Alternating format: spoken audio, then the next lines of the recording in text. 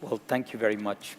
I'm not a nutrition scientist, and that may be an advantage because there's been every week in the newspaper, we read something is good for you, and the same thing the next week is bad for you. For the last 14 years, we've been conducting a large epidemiological study called PURE in 17 countries. Now it's expanded to 200 countries with 200,000 people. We have about 825,000 years of follow-up. We collected diet using validated food frequency questionnaires on macronutrients, which I'd speak. We estimated sodium intake using urinary sodiums, and fruits and vegetables were estimated. And for a long time, there's data that they're good, but the issue is why are they not used? So these are the data on macronutrients. And what is plotted here, and this is the same format I'm going to use, is percent of the nutrient, in this case carbohydrates, the quantiles, odds ratios, and their confidence limits. And one of the things to notice is that using the lowest quintile as the reference, as increasing carbohydrate intake occurs, there is an increasing risk of cardiovascular disease.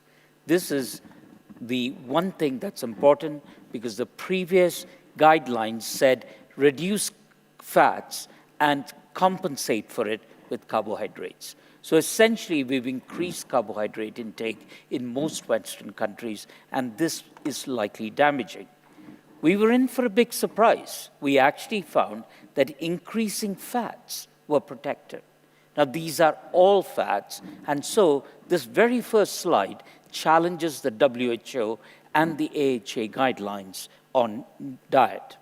So these are spline equations of the carbohydrate intake, and once you get past about 40% or about 55% of carbohydrate intake as percent energy, there's a steep increase in the risk of cardiovascular disease.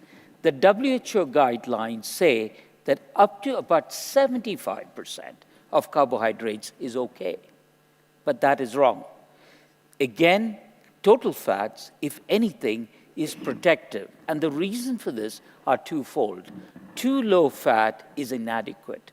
Too high fat is probably bad, and the original studies from Finland was at extremely high fat levels, not the usual fat levels that populations consume. Then if you look at the types of fats, saturated fats, you will see there's really no clear pattern. If anything, within the normal range, saturated fats are not harmful, may even be slightly beneficial, but there is no harm. Monounsaturated fatty acids, which is in olive oil, canola oil, and is part of the key of the Mediterranean diet, you get clear benefit.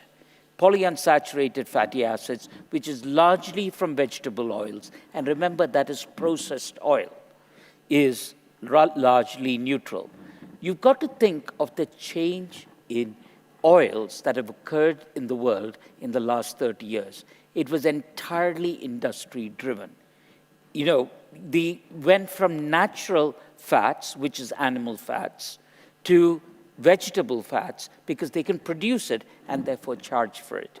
And this was swallowed hook, line, and sinker by the AHA, and the WHO just repeated it. So fundamentally, our fat story is some fats are good, some fats may be neutral, but it's carbohydrates that is the worst thing.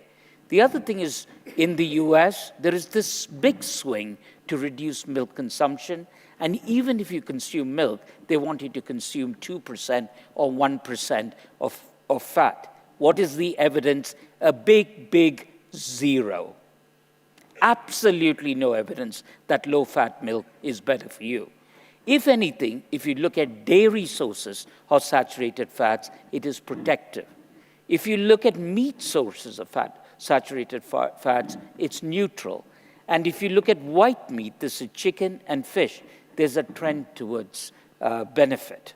So red meats in moderate quantities are not bad, and white meats may be moderately beneficial, but dairy fats such as cheese are probably good for you, and milk, there really is no data at all to reduce the fat content of milk. Now, why did we go wrong? We went wrong because of surrogate endpoints. The story on saturated fats versus LDL is consistent. Our data shows that as you increase the amount of saturated fats, your LDL goes up. But look at how much the LDL goes up. This is 150,000 people in the analysis, from about 2.85 to just under 3, about 0.1 millimoles over a huge range of percentage saturated fat. But cardiovascular disease shows exactly the opposite endpoint. This is what dominated the guidelines. This wasn't achieved. There have been so many randomized trials of fat reduction, and other than societies like the Norwegian old study, where saturated fats were very high, reducing them did lead to benefits. But the Women's Health Initiative, where total fats as well as saturated fats were reduced, showed no benefit. That is a huge study of 49,000 women followed for 7 years. Now, what about carbohydrate intake? If you look at LDL, which is not this, there will be an inverse relationship. But if you look at ApoB by ApoA, which today we know is the most sensitive marker for risk factor prediction, risk prediction, there is a steep increase. You'll see this from about 0.72 to nearly 0.85, a much bigger increase. Whereas if you take, this is with carbohydrate intake, you'll see a steep increase. With saturated fats, if anything, it is neutral or tending to go down. So depending on the surrogate marker, you can make different kinds of extrapolations. If you look at monounsaturated fats and look at ApoB by ApoE, look at the steep decrease from about 0.8 down to about 0.72. So the ApoB, ApoA story tracks with the risk factors better than the LDL story. And with poly, it is pretty flat. Now, what about salt, blood pressure, and CVD? This has been an area, again, of great controversy, largely because of the surrogate endpoint story. There is no doubt that increasing blood pressure, salt intake increases blood pressure.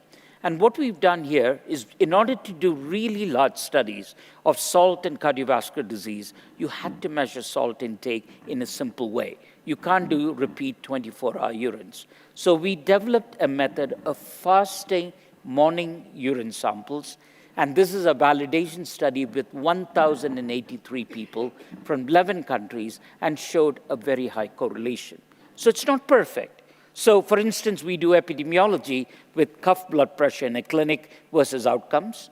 For sure, 24-hour blood pressure shows you a steeper relationship, but it doesn't change the direction of the relationship. So what is plotted here are two things. One is the measured 24-hour urine excretion.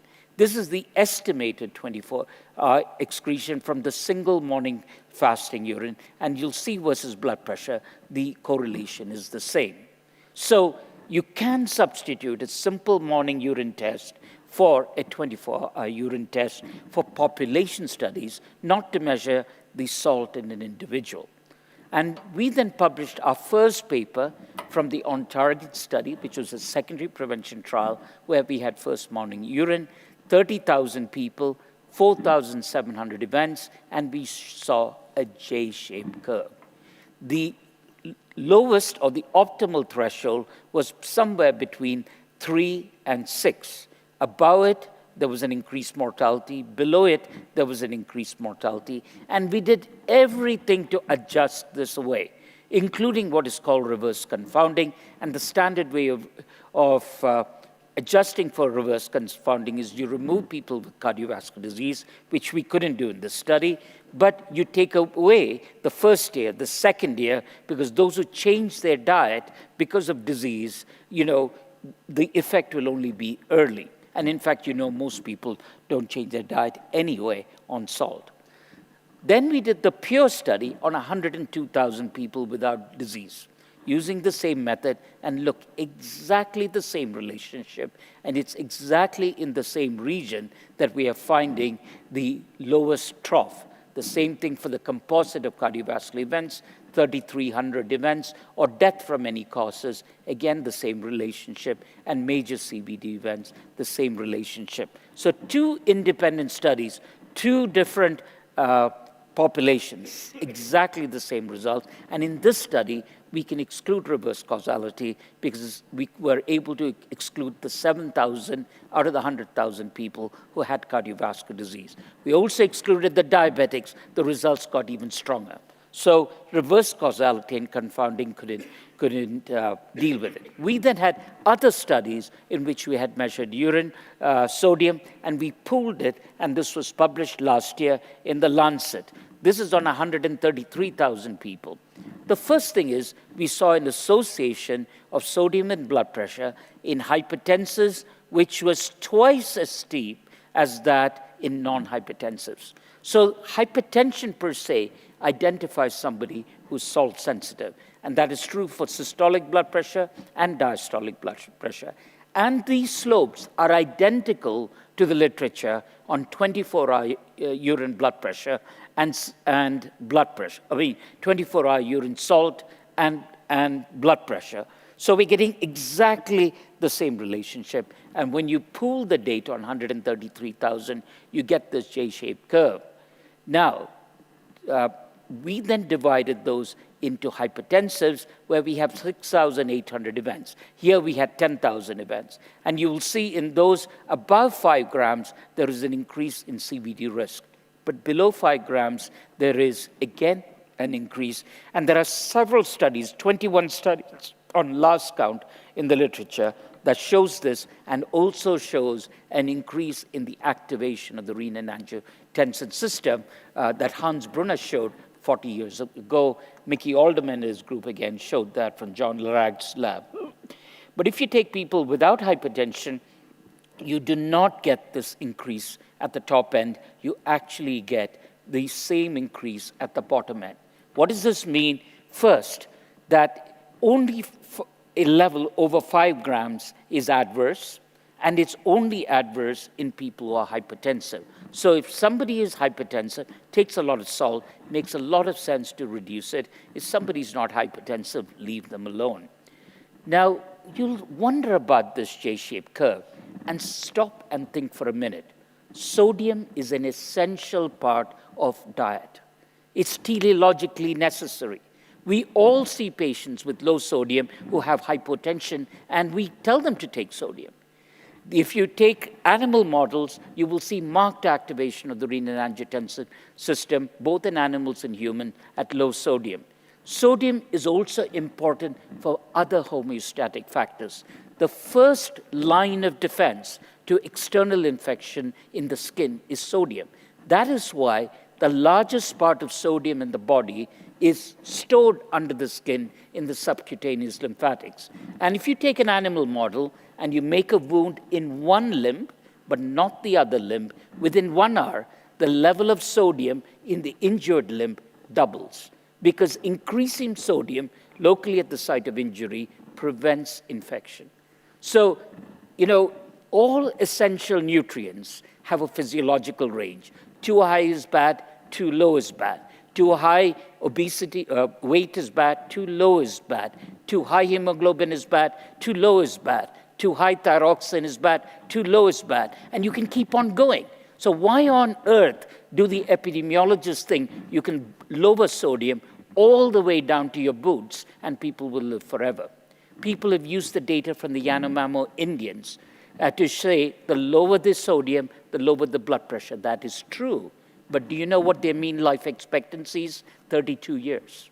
What do they die of? Not from heart disease, but from infections. So you have to look at the person as a whole. So recently, as recently as 2 weeks ago, the World Heart Federation, the European Society of Hypertension, and the European Public Health Association got together an independent working group. It had 5 Americans, 5 Europeans, and 5 people from Asia, Africa, and South America. And their report is available online in the European Heart Journal. And they concluded that it's 5 grams of sodium and above that is important. And the reason for this is the WHO recommends lowering sodium to 2 or 2.3 3 grams per day. That's completely wrong. So does the AHA. It's completely wrong. Moderate sodium intake, 3 to 5 grams, is optimal. Below 3 grams, there's uncertainty. And the only way we can deal with it is if we have randomized trials. In fact, we don't even have randomized trials above 5 grams to show a reduction in cardiovascular disease. We have trials that show a reduction in blood pressure. And so they recommend adopt an overall healthy pattern, rich in foods containing potassium, fruits and vegetables with moderate intake, and don't go bananas about it. Now let's come to fruits, vegetables, legumes, and CVD.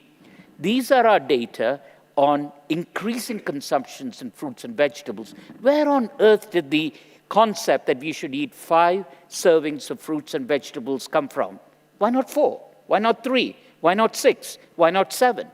And is it all fruits? Is it all vegetables? Is it what kinds of fruits, what kinds of vegetables? And this you will see are people who consume fruits less than once a month. Once a month to once a week. Once a week to 3 times a week. You'll see that it starts to drop and drops all the way up to about 2 fruits to 3 fruits per day. So far good. But do all fruits have this effect? And these are data by tertiles. So this is the all fruit data. Red or purple fruits, similar results. Yellow or orange fruits, similar results. Green fruits, similar results. And now let's look at vegetables. With vegetables, we did not see a protective effect. And you will see this is a reference group. If anything, it was slightly adverse, but I don't believe that is the case. It's probably neutral. And when you look at the literature really is quite inconsistent on the results of vegetable intake versus outcomes. We then asked ourselves, is it the type of vegetables? So when we looked at raw vegetables, maybe a slight trend in favor. Cooked vegetables, no difference. Cruciferous vegetables, no difference. Dark yellow vegetables, no difference. Green leafy vegetables, no difference. Other vegetables, no difference. But I have to tell you regarding diet, neutral is good. You've got to eat something. And if you like it, eat it. Not every food has to be good or bad. So I like vegetables, so eat whatever vegetables you eat. No restrictions, but make sure you eat at least 1 fruit, if not 2 fruits a day. But there is a difference on legumes. Legume consumption, the increasing legume consumption increases your productivity. So in the vegetables you eat, make sure there are some legumes. Now, why are fruits and vegetables not consumed? And all the guidelines on what the whole world should be done are written by people sitting in Geneva or in Dallas who are white, rich, and male. They are male, and so they don't know the cost of foods. They don't go and do the grocery shopping. They're white because they only think of what happens in their countries and what the rest of the world doesn't eat. So this is what each country spends on food in our study. In Canada and Sweden, which is pretty typical, the family spends only 10% of their income on food. You go to a country like Pakistan, India, Zimbabwe, 65 to 70% of their income is spent on food. And so no wonder they're going to buy the cheapest food. And this is what the other countries are at. So until we make healthy foods inexpensive and affordable, people aren't going to use it. So we then took the WHO guidelines of 2 servings of fruits and 3 servings of vegetables and said what proportion of somebody's income after taking, their whole income is spent in a family for food. In Western countries, it's tiny. That is fruits and vegetables. It's not food as a whole. Upper middle income countries, this is urban and rural, about 12 to 15%. Low-income countries, about 12 to 25%. And look at low-income countries like India, Pakistan, much of Africa, 30 to 60%. No wonder they cannot afford it. Even when they grow these foods, they do not eat it because they sell it as a cash crop to earn money. So what happens is, as the price of food increases, the consumption of fruits and vegetables decrease. And in high-income countries, it is pretty flat. People eat about 5.5 servings a day, and it's pretty flat. Middle-income countries, you're starting to see an inverse slope, and it's lower. Lower middle-income countries, it is even lower, and it's sharply declining in the low-income countries. So the conclusion of my talk is, contrary to common beliefs, the current recommendations to reduce saturated fats have no scientific basis. I'm not the only one saying this. You must have heard of the book called Big Fat Surprise by Nina Teicholz. She shook up the nutrition world, but she got it right. Did you know that the 7-country studies that actually had a straight line between fat intake and CVD is fudged? I'm using the word fudged because 23 countries participated in that study, and they took the 7 best that fitted that line, and that's what's there. If you go through the literature, you will find that they chose the 7 that fitted the line. The nutrition field has been distorted. Monounsaturated fats is protective, and in fact, a Mediterranean diet is not a low-fat, not a low-salt diet. And the Predimed trial, a very good trial, proves it, and we have the Lyon study before that. Carbohydrates are probably your biggest culprit. So when you eat a hamburger, throw away the bun and eat the meat. Sodium intake in the moderate range is optimal. Too low is bad, too high is bad.